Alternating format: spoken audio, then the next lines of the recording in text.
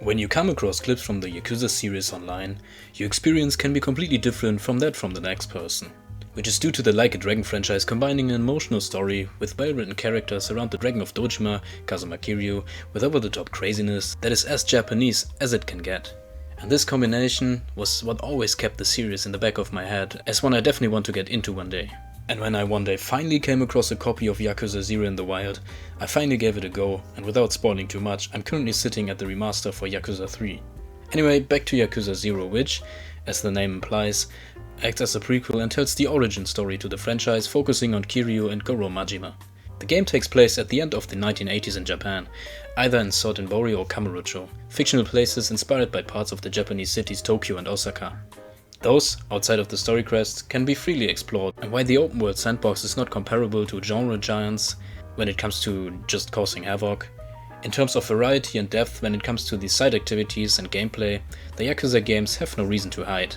The 24 different minigames containing of things like karaoke, gambling, arcade games, fishing, or the infamous Mahjong minigame that especially gave completionists a hard time, and the quality of all the different mechanics for those games is actually fairly impressive, and I always felt that everything you can do in this game is easy to learn but very hard to master. My best example for that would be bowling, because while most challenges and opponents are easy to beat if you at least somewhat try to hit the pins, at some point you are asked to score a turkey, which I gave up on after trying for like 30 minutes. And while you can put a massive amount of time in this type of minigames, those are definitely not the main time takers in the game. You see, everything in Yakuza 0 is themed around money. Beginning with the enemy encounters in the open world, where you can either punch thousands of yen out of even the most basic thugs, or throw your own money around to make NPCs catch the yen bills and leave you alone. So you can actually effectively buy yourself out of random encounters. Further, instead of gaining experience through combat and upgrade the character stats that way, you simply have to buy stat increases as well. And because to do so you obviously need to accumulate quite a lot of sweet cash, the game includes 2 more extensive minigames to earn a lot of money. And it is definitely advised that you don't ignore these parts of the game, because a few chapters into the game the difficulty curve will rise, and if you didn't get at least a decent amount of upgrades in, you will have a hard time, especially if this is your first Yakuza game. Luckily, both of these minigames are quite fun. As Kiryu, you will take control over a real estate company at some point. Here, you will have to buy properties in order to gain control over several areas. Each property will generate a certain amount of money over a determined amount of time, which can also be upgraded by investing in each property.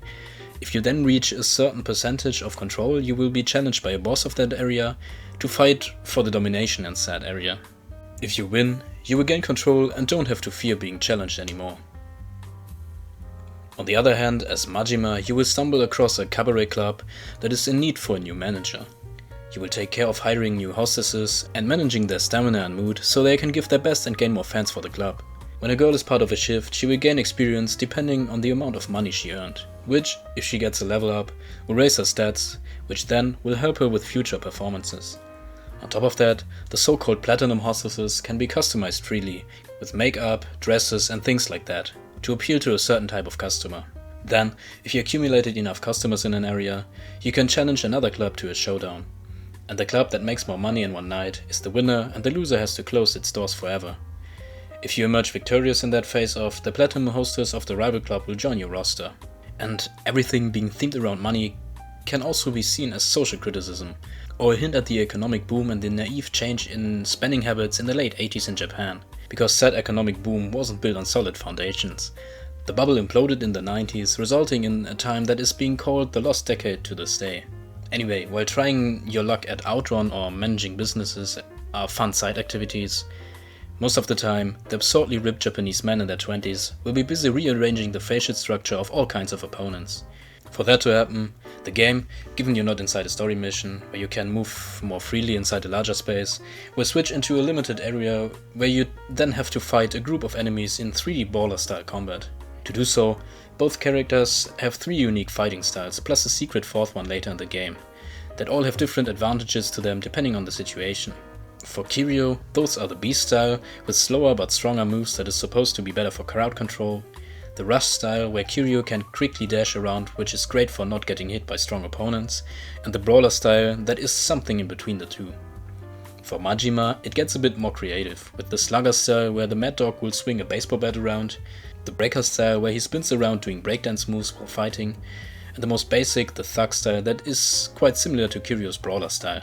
On top of that, inside the little arenas you have a lot of items standing around, ranging from furniture and bicycles to swords and even guns that can be picked up and be used as weapons. Further, if a heat meter fills up by landing attacks without being hit yourself, a character can perform a so-called heat action, which is a short cutscene that shows an often ridiculously brutal finisher, which results in a one-hit KO for basic mobs or huge amounts of damage for bosses. And I must say, I really like the amount of variation for the combat. Anyway, without further ado, I would like to now come to the story section. But before I do that, if you don't want to get spoiled, this is your chance to skip to the timestamp shown on the screen right now. The game begins with the low-ranking Yakuza Kazuma Kiryu trying to collect money. After roughing up the man, he takes his leave again, believing his task to be fulfilled. But when the man is later found to be shot in an empty lot of land, Kiryu becomes the #1 prospect. Further, the spot of land was apparently an important piece for the real estate plans of his Yakuza family, earning him the distrust of his superiors. Not knowing what to do in order to prove his innocence, Kiryu consults his closest allies, his friend Akira Nishikiyama and their mentor Shintaro Kazama. But even with their additional brain capacity, they cannot come up with a good solution for Kiryu's misery. So he decides to leave the Dojima family so his reputation doesn't cause any trouble for his friends and especially for Kazama. This, as you might have guessed, doesn't go entirely smooth, but after throwing some fists, turns out to be more or less successful. Now trying to arrange himself with becoming a civilian again, Kazuma is approached by a mysterious man, the real estate agent Tetsu Tachibana, who tries to convince Kiryu to work for him. But Kiryu, who finds it way too suspicious, declines the offer at first, but after coming to the conclusion that he has no better shot at clearing his name, he agrees nonetheless.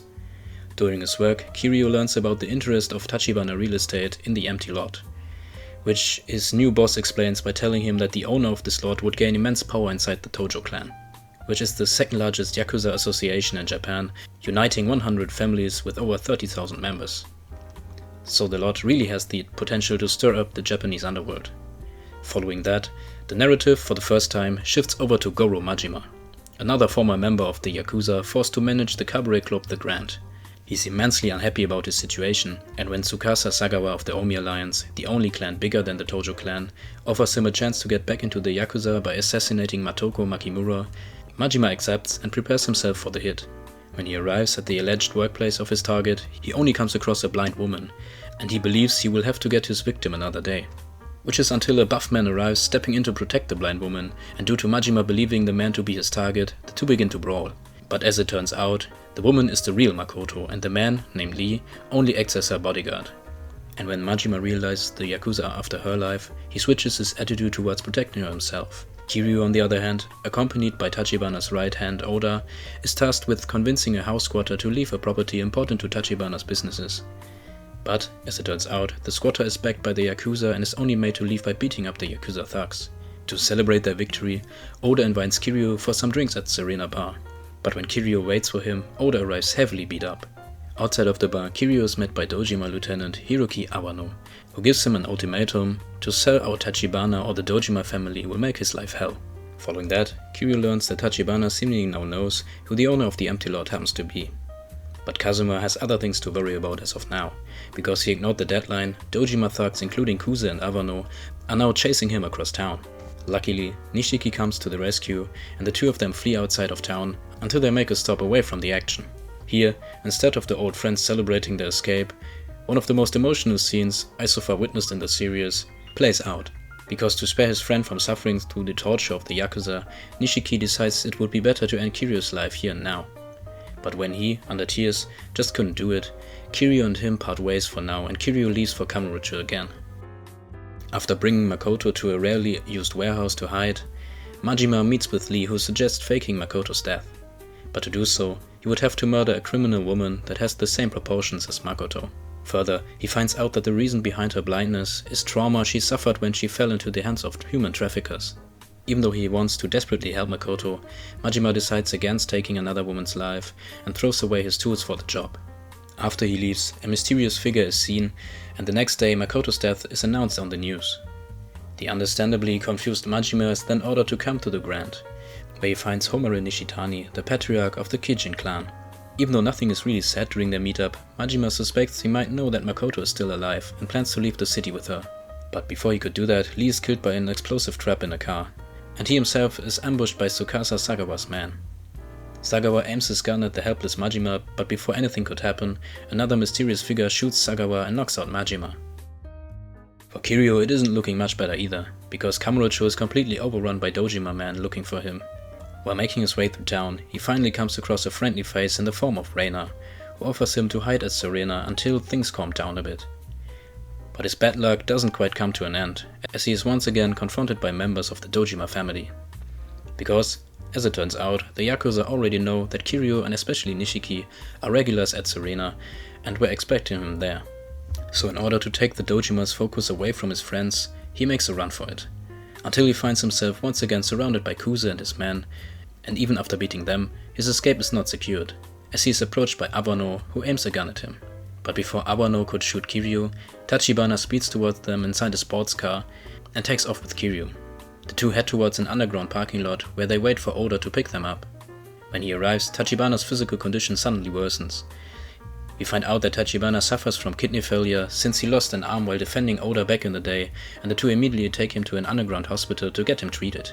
The head of Little Asia, where the hospital is located, grants Oda and Tachibana a place to hide, but doesn't want to include Kiryu due to the danger of a war with the Yakuza. Without any other option, Kiryu leaves and finds refuge at a homeless camp. At the next day, Oda, Tachibana and Kiryu head for the Tojo clan headquarters, where Tachibana wants to convince the second chairman to spare Kiryu. To do so, he offers 1 billion yen and promises to stop the Dojima family from shifting the power structure inside the clan. After hesitating at first, Nihara agrees to the conditions, but still orders his men to attack the three on their way out. Followed their difficult but successful escape, Tachibana reveals that he knows who and where the owner of the empty lot is, which happens to be Makoto Makimura, who lives in Sotenbori.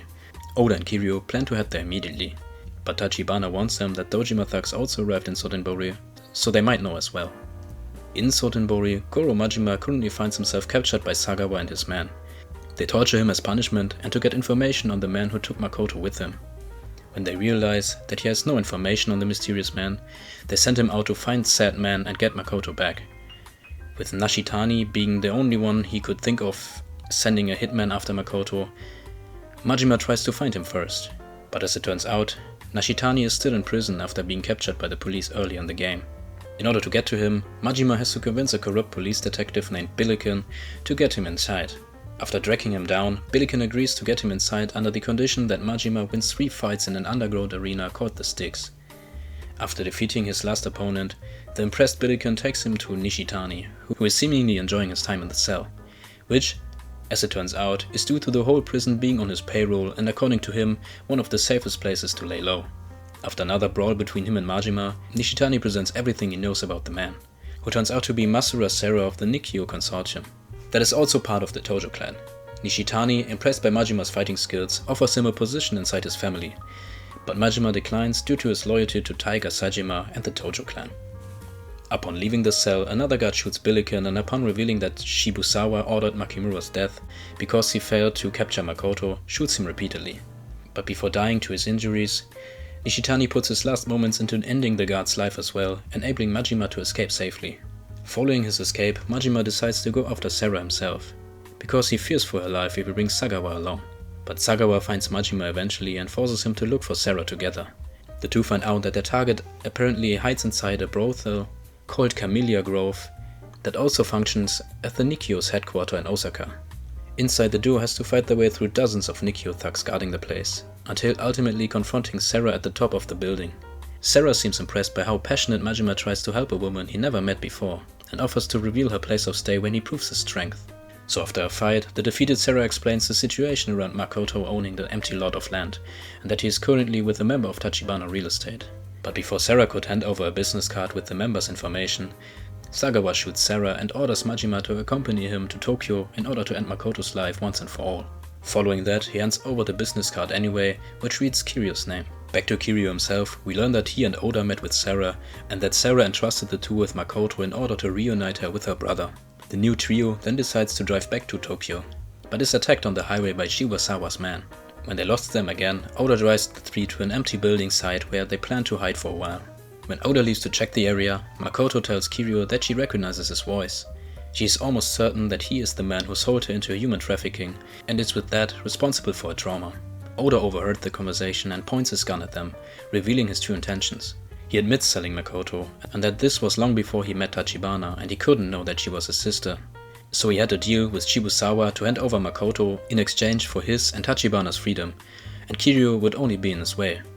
But before Oda can put his plan into action, Makoto pulls a hidden blade from a walking stick and stabs Oda in his leg to break free from him.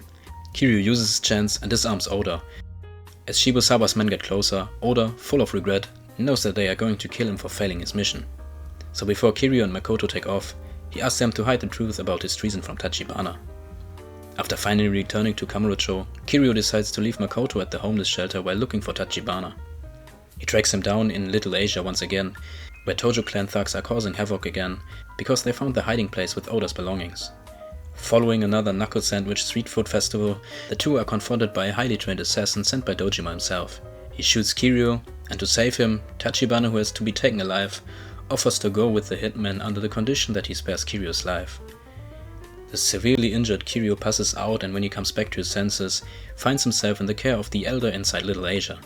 He tells Kiryu that the assassin that attacked them was a famous Chinese hitman called Lao Gui, and that he needs Kiryu's help to save Tachibana.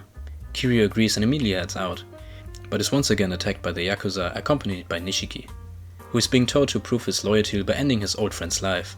He doesn't follow the order and sides with Kiryu instead, beating up the thugs together.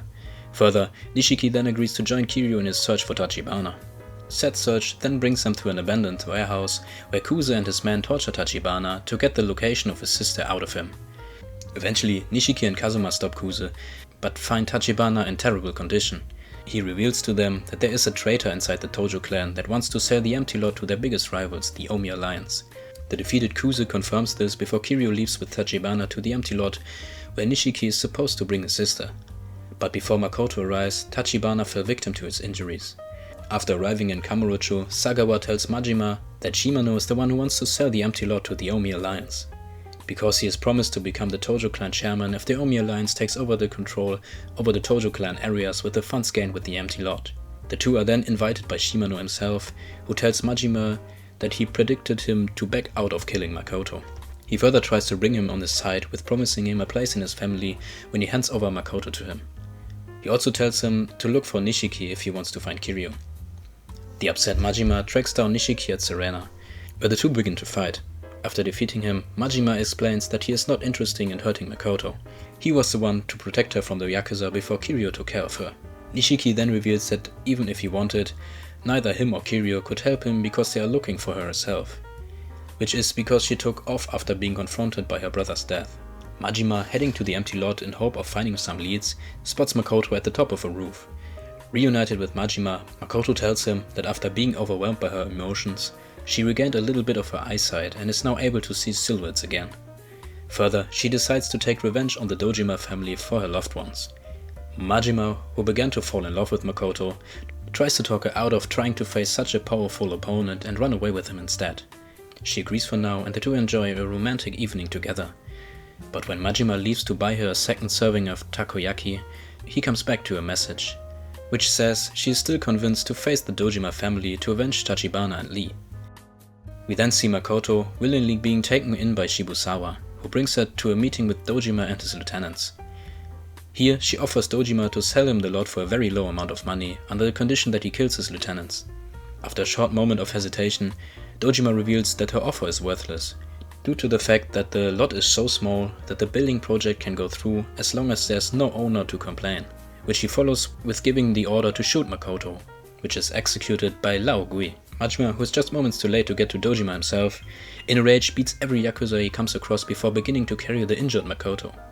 But surprisingly, he's met with the assistance of Shibusawa and his men, where they immediately begin with attempting to save Makoto's life, leaving a despairing Majima behind fleeing for her life.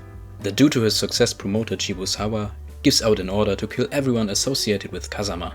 Kiryu comes across Sarah, who informs him of Makoto's survival and that he will hide her in a hideout inside the Shibora Wharf. Shortly after, he hears about what is going down at his mentor's office and heads there. Before entering, he is once again challenged by Kuze, who, after being defeated, warns Kiryu Nishiki and Kashigawa that emerged from the chaos just after the fight ended, that Shibusawa accompanied by his men is heading to Sera's hideout in the harbor. Kiryu and Nishiki head straight to the hideout, and Kashiwagi heads out to accumulate allies himself. Majima in his rage is headed for the Dojima headquarters to confront Dojima himself. Sagawa gets in his way, but this time Majima beats him and moves along. When Kiryu and Nishiki arrive at the harbor, the fight has already started to begin. The two manage to get past the fighting Yakuza onto the ship, where Shibusawa is searching for the hidden Makoto. When Kiryu reaches Shibusawa, who has already reached Makoto, he provokes him into a fight. That ends with the victorious Kiryu about to kill Shibusawa, but Nishiki convinces him to spare Shibusawa by appealing to his honor. Majima, on the other hand, reaches Dojima's office, but is challenged once more by Awano before being able to enter. The two are then attacked by Laogui, who kills Awano but is defeated by Majima, who then intends to make him share Awano's fate. But Sera once again arrives before he can follow through and convinces him to let off of the hitman. Sera then tasks Majima with killing the traitor Shimano instead. But when Majima confronts Shimano, instead of executing his orders, he makes a deal with Shimano to convince Sera he's not a traitor if he lets him back into the family, which Shimano agrees to.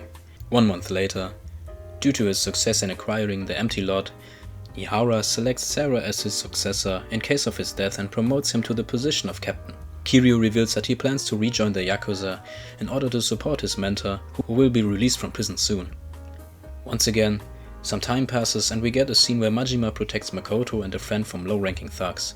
She doesn't fully recognize him because she couldn't see him when they last met.